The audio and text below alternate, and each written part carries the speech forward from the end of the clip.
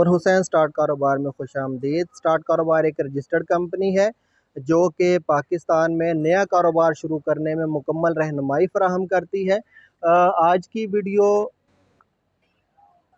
Tile bond के हवाले से है। टाइल बॉन्ड का बिज़नेस अच्छा बिज़नेस है, पाकिस्तान में बहुत चलने वाला बिज़नेस है। चूँकि अब जदीद दौर के मुताबिक जो भी नया घर बन रहा है उसमें टाइल का इस्तेमाल बहुत ज़्यादा हो रहा है और टाइल लगाने के लिए टाइल बॉन्ड की ज़रूरत होती है। तो टाइल बॉन्ड बहुत बड़ी कंपनियां बड़े लेवल पे नहीं बना रही, छोटे लेवल पे कंपनियां ये काम कर रही हैं।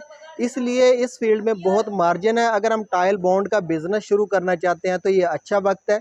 अगर हम बड़े लेवल पे ऑटोमेटिक मशीनें से ये जो ऑटोमेटिक पूरी लाइन है जिसमें 2 कन्वेयर हैं, एक छाना है, एक मिक्सर है और ऑटोमेटिक स्केल है यानी कि वेट करने वाला, अगर इस लेवल पे स्टार्ट करना चाहते हैं तो भी ठीक है। अगर इस लेवल पर नहीं करना चाहते तो एक मिक्सर और एक सिलाई मशीन के साथ भी ये कारोबार स्टार्ट किया जा सकता है।